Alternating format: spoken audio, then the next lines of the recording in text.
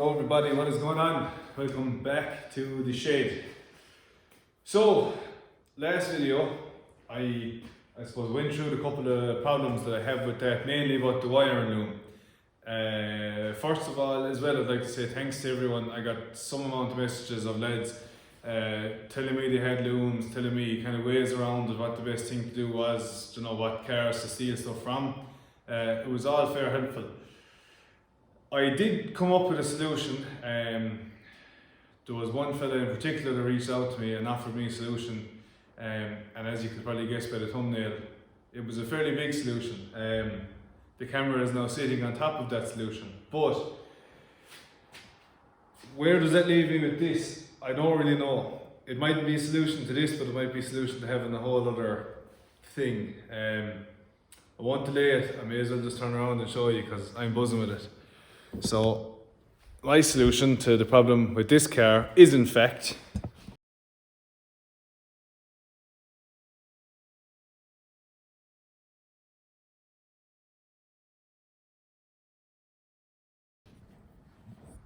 a whole new car. So, this is my new to me GT Starlet.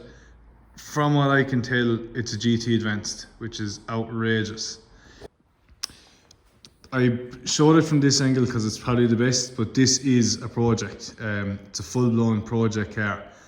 So when we walk around, we'll go through bits in a little bit more detail, but I'll show you the roughest bits of it, I suppose, right off the bat. It needs a bit of work, but it's very, very cool.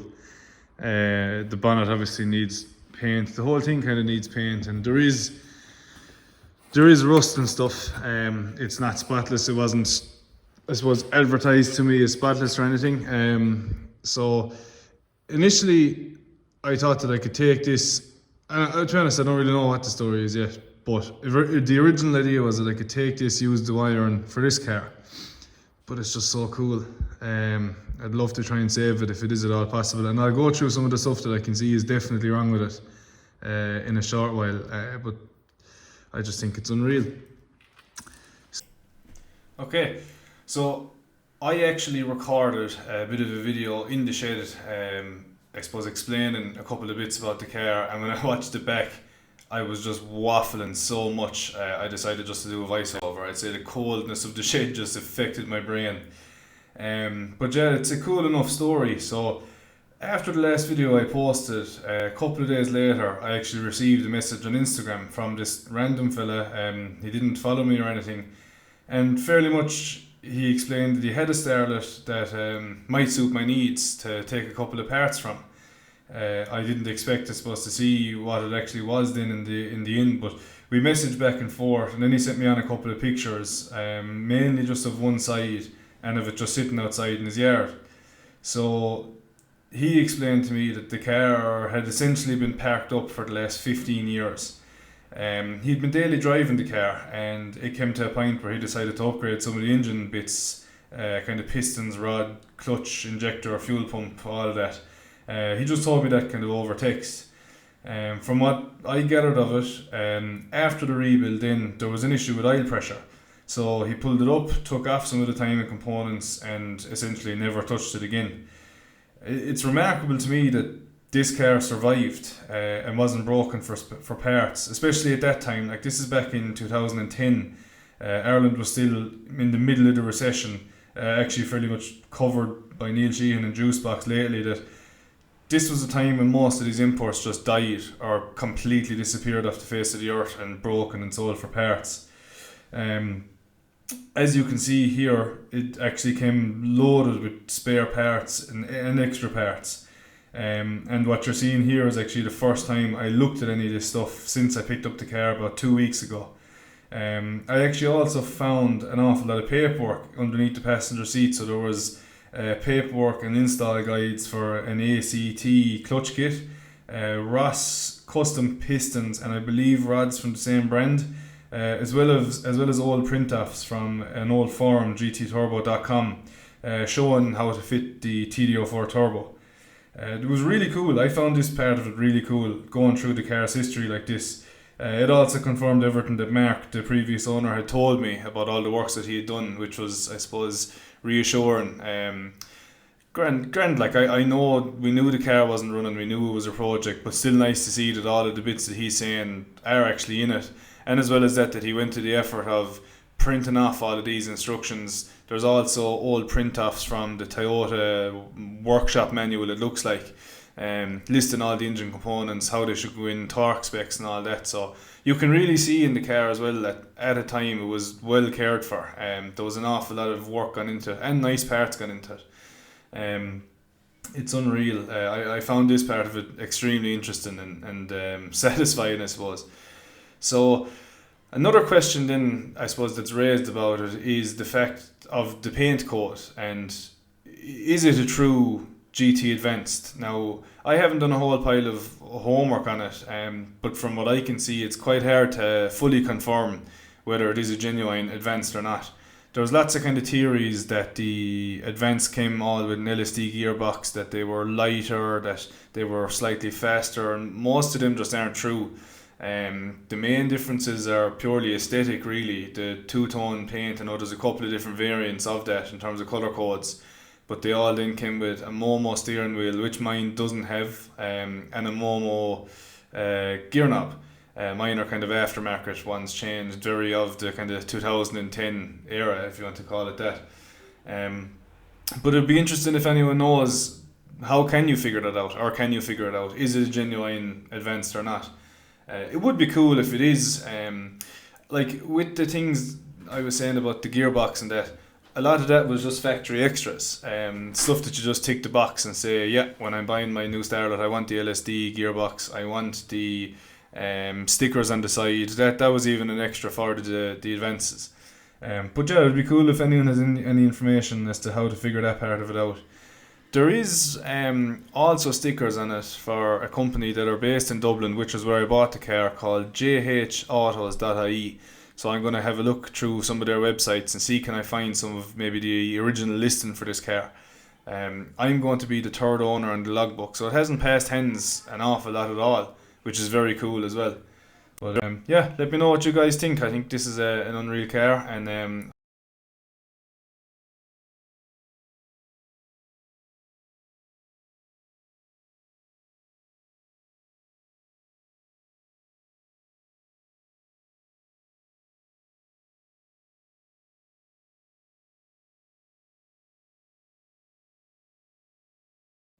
so I think from this angle you can kind of get an idea of the amount of extra bits that came with the car. I already have the table full, and there's even more stuff coming out of the back. A lot of it is just, standard enough components. There's the original pistons there. There's two sets of cams. Loads of bits. Some of the highlights from me, I suppose, there's a full set of Toyota, what I think are optional extra mats. 5-piece set, which were just buried in the boot under the parts that I didn't know were there. They're dirty and they need to be cleaned, but really cool pieces. There's some kind of a HKS, looks like a boost controller or something. It was in a box in the back of the car, looks used. Probably old school enough technology now at this stage, but still cool to see it there. I'd imagine was potentially in the car when it actually came over from Japan. But yeah, look, I'm going to drop the voice note here, let you just have a look through, I suppose, all the rest of the bits that come out of it. And my plan then for the rest of the night was just to take off the wheels. They're, I think, Spirit Harp wheels or something like that as well, and swap them over with the rotors that are on the other Starlet, just so I can get the car moving. There's no pressure or no tyre pressure on any of the wheels, so where it's sitting, it's nearly impossible to move. So I'm just going to stick on a bit of a time lapse of me doing that, and yeah, I hope you guys enjoy.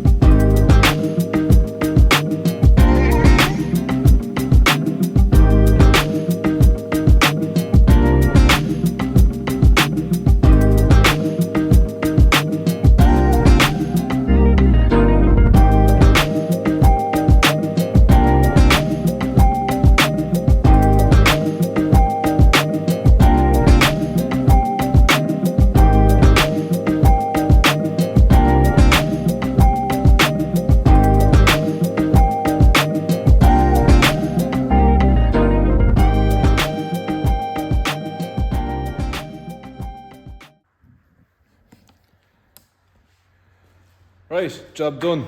Got everything I kind of wanted to do tonight finished up.